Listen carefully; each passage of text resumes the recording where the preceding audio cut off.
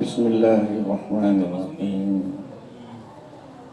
Assalamualaikum warahmatullahi wabarakatuh.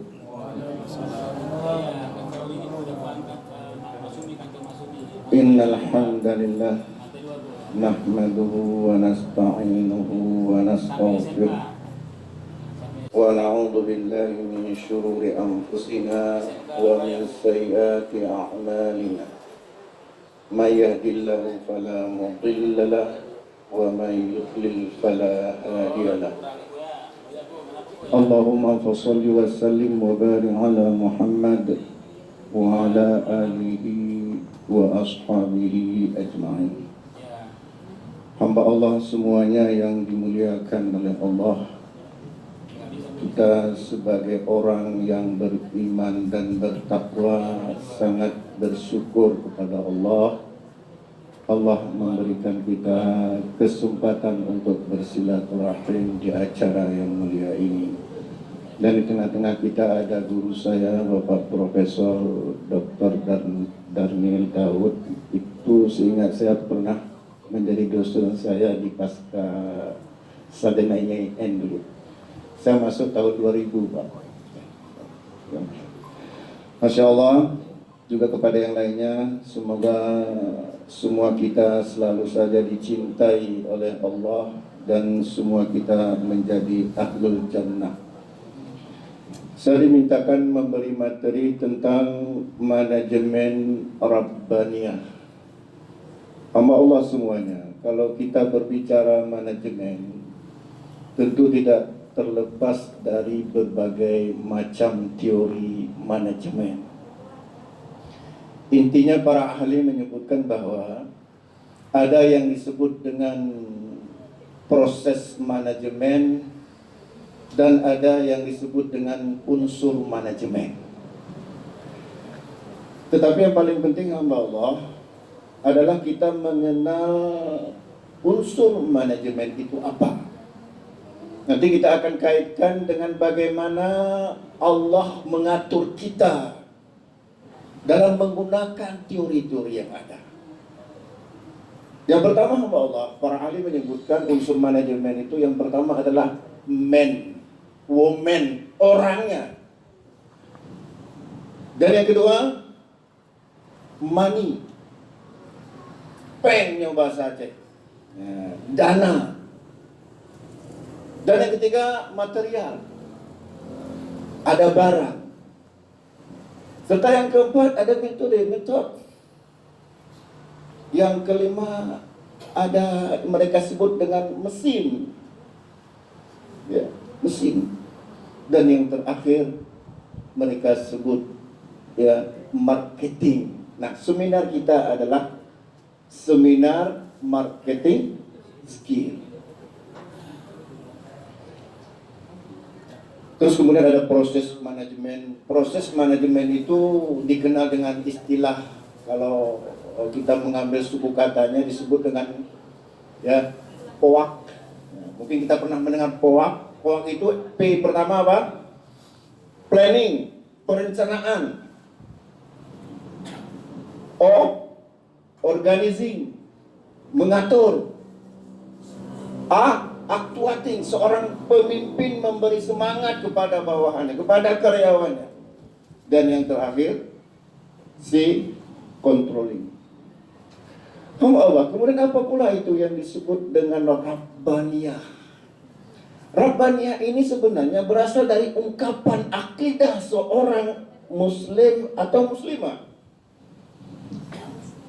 Dia termasuk ke dalam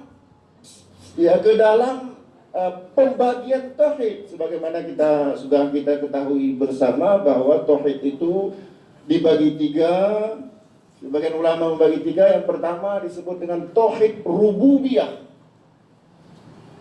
Yang kedua tauhid uluhiyah. Dan yang ketiga tauhid asma wa sifat. Apa itu tauhid rububiyah yang kemudian menjadi istilah tersendiri pada pemakaian konteks-konteks tertentu menjadi Rabbaniyah. Tauhid rububiyah itu artinya hamba Allah, kita meyakini bahwasanya hanya Allah lah satu-satunya yang menciptakan alam ini, yang menciptakan kita. Termasuk kita meyakini yang memberikan kita rezeki. Sehingga Allah berfirman dalam surat Hud ayat 6, "Wa ma min dabbatin fil ardi illa 'ala Allahi rizquha." Tidak ada satu makhluk pun di muka bumi melainkan Allah jamin rezekinya. Itu hamba Allah. Kita meyakini yang memberikan rezeki kita. Yang kita meyakini yang memberikan rezeki kita adalah Allah. Itu tauhid rububiyah. Kita meyakini yang menghidupkan, yang mematikan kita adalah Allah. Tauhid rububiyah. Jadi jangan sampai ya, ketika kita bekerja di sebuah perusahaan misalnya, terus kita disuruh oleh bos kita melakukan kemaksiatan. Kalau nggak melakukan kemaksiatan tersebut kita dipecat. Terus kita bilang, "Pak, jangan pecat saya, Pak, nanti terputus rezeki saya, Pak. Saya malah mau melakukannya." Ini sudah syirik orang ini. Syirik dalam hal apa? Dalam tauhid rububiyah. Karena dia meyakini yang memberikan rezeki itu bukan lagi Allah, tapi bosnya. Itu hamba Allah. Kemudian pada unsur manajemen tadi, dalam Islam yang paling penting adalah poin yang pertama. Apa poin yang pertama tadi? Man atau woman. Maksudnya apa? Orangnya. Dan dalam Islam hamba Allah, ketika membahas tentang orang, tentang manusia, yang pertama sekali dibahas adalah orang yang ada dalam rumah tangga.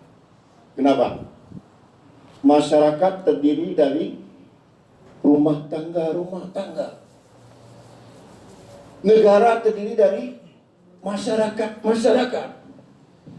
Jadi kalau seorang pembisnis hamba Allah, rumah tangganya kacau, yakinlah bisnisnya juga akan kacau. Jangan ragu sedikit pun. Jadi kalau kita ingin hamba Allah, bisnis kita lancar, marketing kita lancar, pemasaran lancar, bereskan rumah tangga kita. Di antaranya kata Nabi apa? Kepada seorang suami, tut'imha idza ta'inta, berilah makan istrimu ketika kamu makan. Nah, dari mana seorang suami memperoleh makanan untuk diberikan kepada istri dan keluarganya? Dari bisnis, dari bekerja.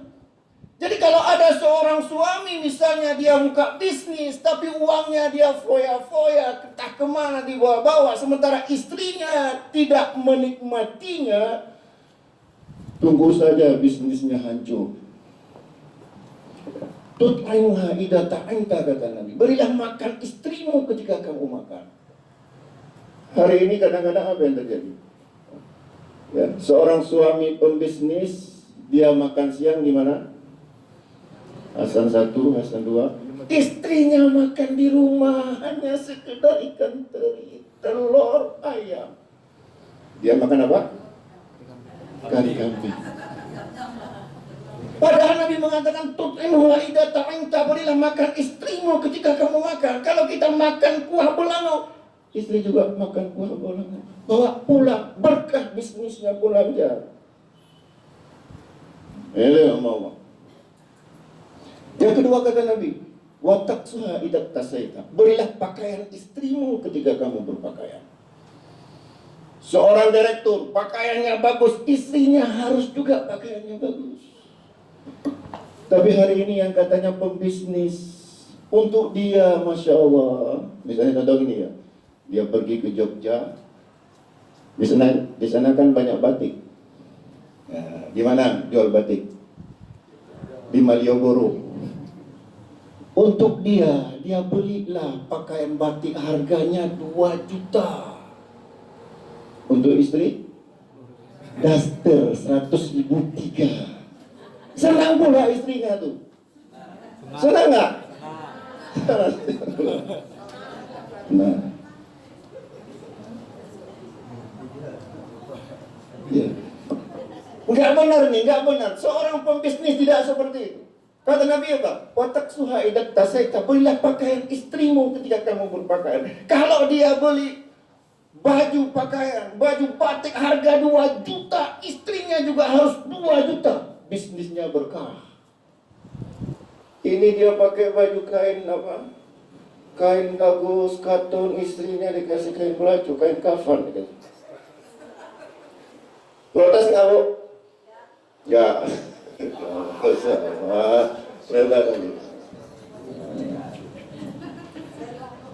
Jadi bereskan rumah tangga.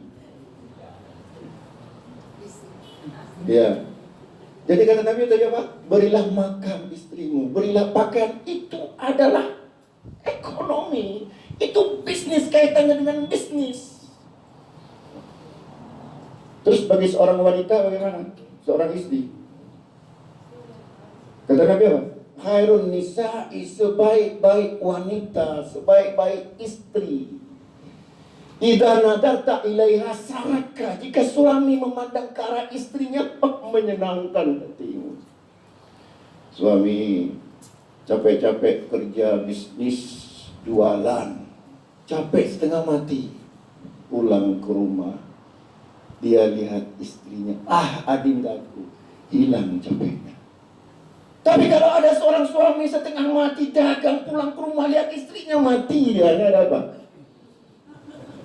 Apa? Nah ini orang. Bereskan rumah tangga kita dulu. Bereskan. Baik laki-laki, seorang suami maupun perempuan, seorang istri. Ya, jadi kata Nabi tadi apa? Khairun nisa'i, sebaik-baik istri, idza nadarta ilaiha saraka, jika suami memandang ke arah istrimu, menyenangkan hatimu. Itu baru senang hati suami, berkah rezekinya, melimpah rezekinya. Ini kadang-kadang maaf ya, nggak tersinggung ya. Nah, istri baru cantik kapan, Bu? Begitu pesta. Wah, kayak bidadari. Terus ke pesta siapa yang lihat, Bu? Orang. Untuk suaminya di rumah, dia pakai baju apa? Baju P3, PDIP, Masyumi.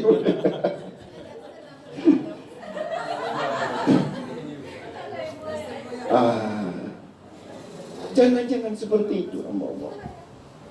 Ya. Yang kedua kata Nabi, wa idza amartaha ata'at, jika suami memerintahkan istri. 5 menit lagi. Jika suami memerintahkan istrinya untuk kebaikan. Adik kita salat tahajud ya, adik pakai jilbab yang sempurna, ataat sekali, dia patuh padamu. Seorang istri patuh kepada suaminya. Masya Allah, ini orang-orang yang bertakwa. Wa may yattaqillaha yaj'al lahu makhraja wa yarzuqhu min haitsu la yahtasib. Barang siapa yang bertakwa kepada Allah, maka Allah akan berikan solusi jika punya masalah. Dan Allah memberikan rezeki dari jalan yang tidak disangka-sangka. Banyak kalau kita ingin bahas. Tadi kan unsur ada 6. Yang paling penting tadi unsur yang pertama apa tadi saya ulangi? Man, woman, orangnya bina menjadi orang yang bertakwa kepada Allah, maka yang lainnya akan berpengaruh. Insyaallah ya. Ya ini saja. Mudah-mudahan ada manfaatnya, nanti kita kembangkan pada sesi diskusi. Aku lu biqauli hadza fastaghfiru innahu ghafurur rahim. Wassalamualaikum warahmatullahi wabarakatuh.